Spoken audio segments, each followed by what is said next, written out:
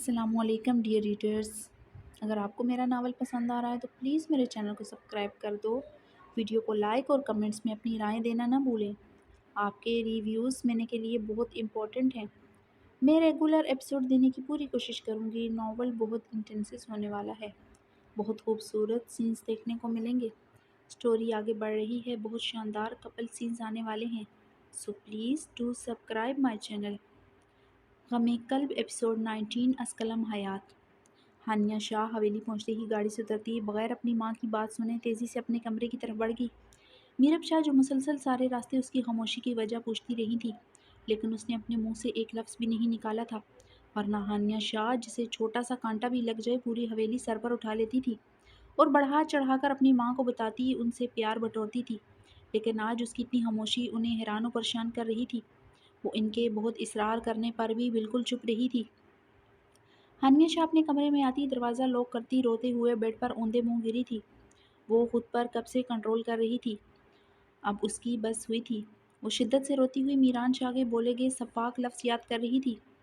آخر وہ کیوں مجھ سے اتنی نفرت کرتے ہیں؟ کیوں؟ میں نے بچپن سے اپنا نام ان کے نام کے ساتھ ہی سنا ہے، بچپن سے ان کی ایک جھلک دیکھنے کو تڑپی ہوں میں۔ میرا کیا قصور ہے؟ کیوں انہوں نے مجھے تم جیسی لڑکی کہا؟ وہ مجھے کس طرح کی لڑکی سمجھتے ہیں؟ میں تو نہیں جانتی تھی کہ وہ روم ان کا ہے۔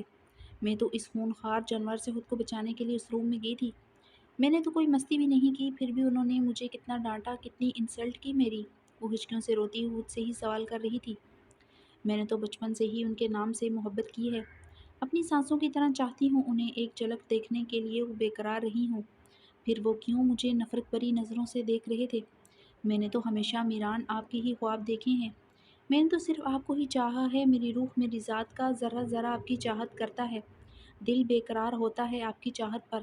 کچی عمر میں آپ کی محبت میں گرفتار ہوئی تھی میں، اور آج 18 سال کی ہو کر میں اپنے پورے ہوش و حواس سے یہ اقرار کرتی ہوں کہ ہانیہ شاہ میران شاہ سے بے پناہ عشق کرتی ہے، ایسا عشق کہ اگر آپ مجھے قربان ہونے کو بھی کہیں تو میں خوشی خوشی اپنی جان کا نذرانہ آپ کو پیش کر دوں اور اف تک نہ کروں۔ زندگی میں پہلی بار آپ کو دیکھا اور آپ کی آنکھوں میں اپنے لیے اتنی نفرت دیکھی۔ دنیا کی سب سے بڑی اذیت اپنے محبوب کی آنکھوں میں اپنے لیے اجنبیت دیکھنا ہوتی ہے۔ دل کے 100 ٹکڑے ہو جاتے ہیں اپنے محبوب کی بیگانگی دیکھ کر۔ سوچیں ان چند لمحوں میں کتنا مری ہوں گی میں۔ آپ کی ایک ایک بات مجھے اندر سے کتنا زخمی کر گئی ہے۔ میں زخموں سے چور ہو کر بھی، خود کو لہو لہان دیکھ کر بھی آپ کی طلبگار ہوں۔ یہ دل میرا ہے لیکن اس کی دھڑکن آپ ہیں۔ میں آپ کو دیوانگی کی حد تک چاہتی ہوں۔ وہ ہچکیوں سے روتی ہوئی شکوے اور اپنے عشق کا ایسے اظہار کر رہی تھی جیسے میران شاہ اس کے سامنے ہی بیٹھا ہوا ہو۔ کیوں اللہ تعالیٰ، کیوں وہ مجھ سے اتنی نفرت کرتے ہیں؟ کیوں ان کی آنکھوں میں میرے لیے نفرت ہی نفرت ہے؟ کیوں انہوں نے میرے لیے اتنے توہین آمیز جملے بولے؟ مجھے نہیں پتا بابا جان نے ماموں جان کے ساتھ کیا کیا ہے، لیکن میرا تو کوئی قصور نہیں ہے نا۔ وہ مجھ سے میری آنکھوں میں آنکھیں ڈال کر میرے دل کو اپنے الفاظ سے زخمی کریں۔ وہ اب اللہ تعالیٰ سے شکایتیں کرتی پھوٹ پھوٹ کر رو رہی تھی۔ یار لوگ کیوں یہ نہیں سوچتے کہ ان کے بولے گئے لفظ آپ کا دل چلنی کر دیں گے؟ کیوں لوگ آپ کی ذات پہ آسانی سے انگلی اٹھا لیتے ہیں؟ کیوں لوگ یہ بھول جاتے ہیں کہ انسان کا دل کتنا نازک ہوتا ہے؟ ہر انسان اتنا مضبوط نہیں ہوتا، کچھ لوگوں کا دل تو چڑیا کے دل سے بھی زیادہ چھوٹا ہوتا ہے، شاخ پر لگے اس پتے کی طرح ہوتا ہے جو ہلکی سی تیز ہوا چلنے پر لرز کر رہ جاتا ہے، مکڑی کے اس جالے کی طرح ہوتا ہے جو ہلکی سی پھونک سے بکھر کر رہ جاتا ہے۔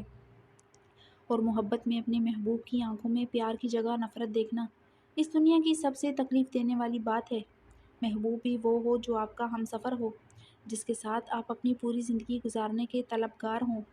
آنکھوں میں نفرت لیے محبوب کے ٹھکرائے جانے کا غم کیا ہوتا ہے، یہ اس وقت کوئی ہانیہ شاہ سے پوچھتا جو آج تڑپ کر رہ گئی تھی صرف ایک نفرت کی نظر سے، تو جب وہ اسے سب کے سامنے ٹھکرا دے گا تب وہ یہ تذلیل کیسے برداشت کرے گی؟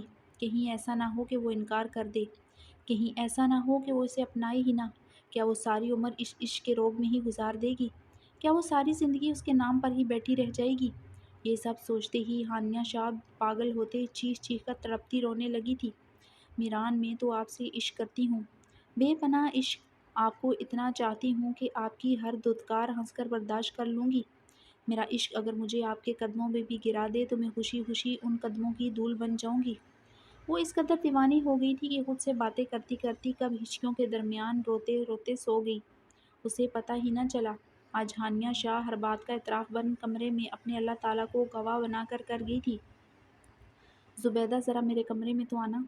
رباب خانم سب کے چلے جانے کے بعد ملازمہ کو اپنے کمرے میں بلاتی اس سے وہ بات پوچھنا چاہتی تھی جو ان کے دماغ کو ڈسٹرب کر رہی تھی۔ جی خانم بیوی۔ زبیدہ اس بات میں سر ہلاتی رباب خانم کے روم میں چلی گئی۔ کیا ہوا تھا جب تم بچیوں کو حویلی دکھانے گئی تھی؟ کوئی بات ہوئی ہے؟ ہانیہ کو کسی نے کچھ کہا تھا کیا؟ رباب خانم زبیدہ سے فکر مندی اور پریشانی کے تاثرات لیے ہانیہ شاہ کے متعلق سوال کر گئیں۔ ان کا دل کہہ رہا تھا ان کے بیٹے نے کوئی نہ کوئی بات ضرور کی ہے۔ زبیدہ انہیں ساری بات بتاتی چلی گئی کہ کیسے ہانیہ شاہ ایکسائٹڈ سی بھاگتے ہوئے پیچھے والے لون میں چلی گئی اور کچھ دیر بعد اپنی آنکھوں میں موٹے موٹے آنسو لیے واپس آئی۔ ٹھیک ہے تم جاؤ اور اپنے چھوٹے شاہ صاحب کو کہو کہ مجھ سے اپنے کمرے میں بلا رہی ہوں۔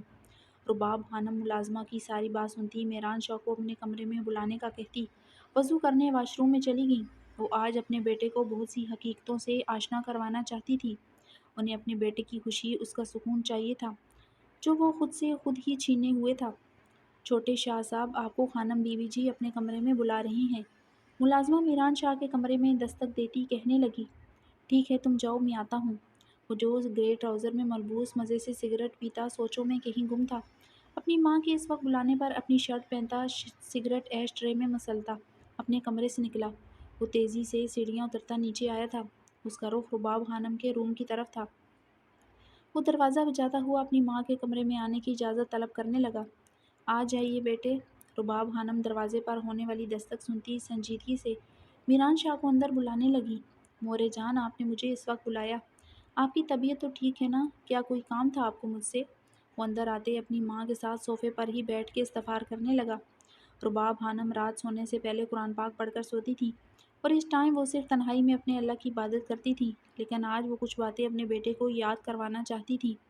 بیٹے سب ٹھیک ہے، لیکن آپ کو میں نے یہ تربیت تو نہیں دی کہ آپ گھر آئے مہمانوں کے ساتھ روڈلی پیش آئیں، اور اگر آپ کے کسی پرندے کو آپ کے ہی خونخوار جانور سے کوئی نقصان پہنچ جائے تو آپ اپنا غصہ کسی انسان پر اتار دیں۔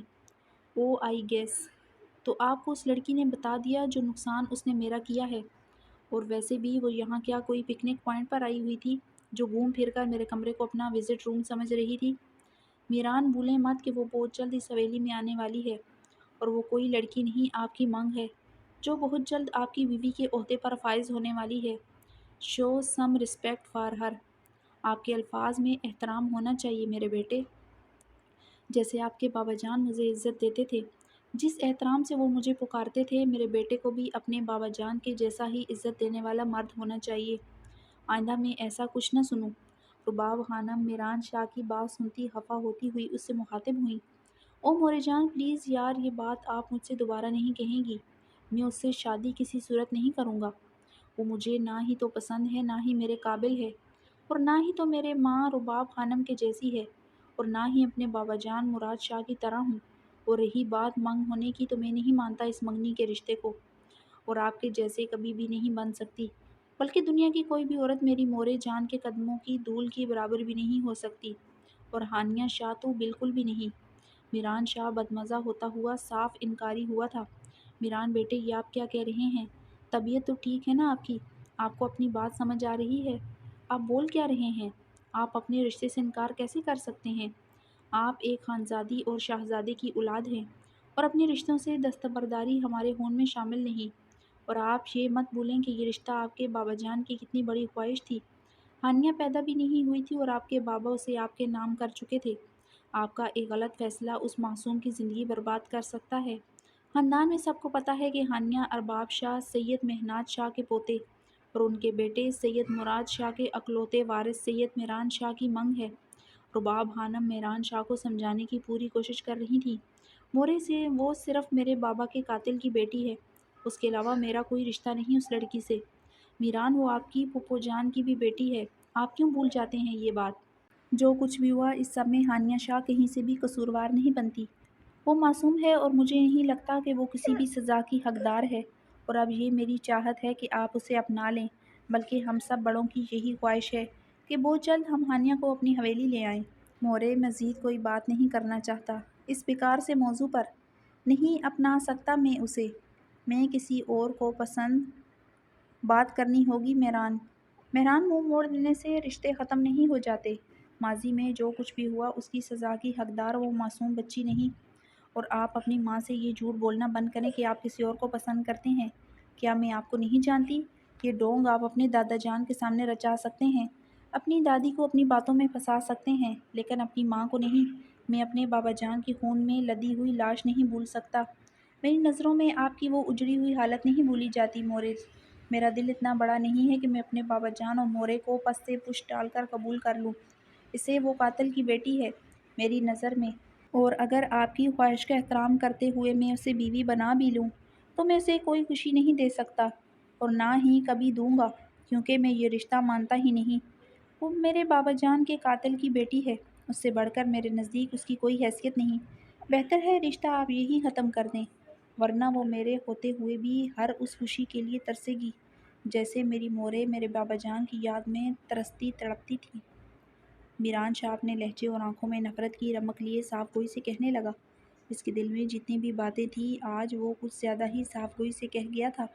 رباب خانم کے دل کو جیسے ٹھیس سی لگی تھی وہ بیٹے کی اتنی صاف گوئی پر۔ یہ کبھی بھی نہیں ہو سکتا سید میران شاہ، آپ کے دادا جان، دادی جان اور آپ کی مورے کا یہ آخری فیصلہ ہے کہ ہم ہانیہ رباب شاہ کو ہمیشہ کے لیے اس حویلی میں لانے کے لیے کل ہی آپ کے نکاح کی تاریخ رکھنے جائیں گے، اور اب آپ یہاں سے جا سکتے ہیں۔ رباب خانم اپنا حتمی فیصلہ سناتی اپنی جگہ سے اٹھتی، قرآن پاک کھول کر تلاوت کرنا شروع ہو گئی۔ میران شاہ مزید کچھ بھی کہے بغیر غصے سے کمرے سے نکلتا حویلی کے بیک سائڈ پر بنے گارڈن ایریا کی طرف چلا گیا۔ اسے اس وقت سگریٹ کی شدید طلب ہو رہی تھی۔ وہ جس لڑکی کے باپ سے نفرت کرتا تھا کیسے اس کی بیٹی کو اپنی بیوی بنا سکتا تھا، جس کے باپ نے اس کے بابا جان کو دوستی میں دھوکہ دیتے ان کا قتل کیا تھا، وہ کیسے اس انسان کی بیٹی کو قبول کر سکتا تھا؟ غم قلب ایپیسوڈ 20 از قلم حیات۔ دادی جان اور چاچو آپ دونوں کیسے ان لوگوں کو حویلی میں قدم رکھنے کی اجازت بھی دے سکتے ہیں؟ میری غیر موجودگی میں کیا ان لوگوں کی راہیں آپ لوگوں نے مکمل طور پر ہموار کر دی ہیں؟ کیا ایک دفعہ پھر آپ لوگ چاہتے ہیں کہ ہم سب دوبارہ اسی غم سے گزریں؟ اور ماہنور کو بھی آپ لوگوں نے کیوں جانے دیا ہے وہاں؟ سید یحییٰ شاہ غصے سے سرخ ہوتے چہرے سے کہتا ہوا اپنی ناراضگی کا اظہار کر رہا تھا۔ یحییٰ، ہم انہیں روک نہیں سکتے، ماہنور کو ان سے دور نہیں کر سکتے۔ ہماری حویلی میں صرف ایک بار حوریہ خانم ماہنور کی نانی آئی ہیں، تمہارے جانے کے بعد عائشہ خانم اسے بتانے لگی۔ مورے ٹھیک کہہ رہی ہیں یحییٰ، وہ ماہنور کی ماں کی رشتہ دار ہیں، وہ اپنی ماں کو بہت یاد کرتی ہے، میں اسے اس کی نانی سے ملنے کے لیے نہیں روک سکتا، میں اس پر کیسے کوئی پابندی؟ چاچو، ماہنور کسی بھی رشتے سے پہلے میری پابند ہے، اور میں نہیں چاہتا کہ وہ میرے باپ کے قاتلوں سے ملے۔ پہلے وہ چھوٹی تھی لیکن اب اتنی سمجھدار ضرور ہو گئی ہے کہ اپنے سے جڑے رشتوں کو سمجھے، میری پسند ناپسند کو ترجیح دے۔ اور دادی جان آپ بھی اس سب میں شامل تھیں؟ مجھے تو یقین ہی نہیں آ رہا، اس دن حویلی وہ فیضان خانزادہ آیا تھا، اس کی ہمت بھی کیسے ہوئی میری حویلی میں قدم رکھنے کی؟ وہ کیسے اتنی دلیری سے یہاں آ سکتا ہے؟ اور اگر اس دن ہمدان کو معلوم ہو جاتا کہ حویلی میں آنے والا اور کوئی نہیں فیضان خانزادہ ہے، تو آپ لوگوں کو کیا لگتا ہے وہ اسے سلامت جانے دیتا؟ میں نہیں چاہتا پھر کوئی خون خرابہ ہو۔ یحییٰ بیٹے، ہم کب تک ان لڑائیوں میں رہتے رہیں گے؟ اور کب تک ہماری بچیاں ان گناہوں کی سزائیں کاٹتی رہیں گی جو ان کے بڑوں نے کیے ہیں؟ یہ کیوں بھول جاتے ہو کہ ان کی حویلی میں ہماری امانت بھی موجود ہے، جسے اب اپنی حویلی میں ہمیں لے آنا چاہیے۔ ہم پہلے ہی بہت وقت ضائع کر چکے ہیں، جو زندگی ہم نے گزاری وہ ہماری بچیوں کا نصیب نہ بن جائے۔ تھوڑی سمجھداری سے کام لو یحییٰ، کسی ایک کو تو پہل کرنی ہی ہوگی۔ ہمدان کو سمجھاؤ، تم وہ ضد پر اڑ چکا ہے، میری بات ماننے کو تیار ہی نہیں۔ یحییٰ بیٹے، تم تو سمجھداری دکھاؤ۔ میرب شاہ جو سب کے لیے چائے لے کر آ رہی تھی، اپنے بیٹے کی وہی پرانی رٹ یہ انتہائی افسوس سے اسے بہت کچھ یاد کروا رہی تھی۔ کوئی ایک راستہ سو نکلنا ہی تھا، بچوں کی خوشی ان کے جذبات میں آ کر ختم نہیں کرنی تھی، آخر کسی ایک کو تو دل بڑا ہی کرنا تھا، تو کیوں نہ میرب شاہ ہی کر لیتی؟ یحییٰ شاہ اپنی ماں کی بات سنتا کچھ کہنے کے لیے اپنے لب ہلاتا کہ سید ہمدان شاہ جو ساری رات کا باہر اپنے دوستوں کے ساتھ سیر سپاٹے کر رہا تھا، دوپہر کے 4 بجے حویلی داخل ہوتا کہنے لگا، سوری ٹو سے ممی، بٹ مجھے تو اپنے خاندان کو پھر سے ایک کرنے والی اور امانت والی باتوں سے تو اب دور ہی رکھیں۔ میں آپ کو پہلے ہی بتا چکا ہوں کہ یہ بات آپ کی میں کبھی نہیں ماننے والا۔ وہ سب کے سامنے مجھ سے علیحدگی مانگ چکی ہے، اور اب یہی اس کی سزا ہے کہ ساری زندگی میرے نام پہ بیٹھی رہے۔ جب میں نے اسے کہا تھا کہ کسی ایک کا انتخاب کر لے تو اس نے مجھ پر اپنے اس قاتل باپ کو فوقیت دی تھی، اپنے اس عیاش لالا کو فوقیت دی تھی، اور اب اس کی سزا ہے وہ سید حمدان شاہ سے محروم ہی رہے۔ میں اسے اب خود تک رسائی حاصل کرنے نہیں دوں گا۔ پلیز آپ لوگ مجھے تو اس کنورسیشن سے نکال ہی دیں، میرا فیصلہ اب نہیں بدلنے والا۔ حمدان شاہ سبز آنکھوں میں اس صنف نازک کے ذکر پر ہی جیسے چڑ گیا تھا۔ حمدان، ہم بڑے بات کر رہے ہیں اور جو فیصلہ ہمارا ہوگا وہ تم قبول کرو گے، یکشا شاہ اسے ٹوکتا ہوا کہنے لگا۔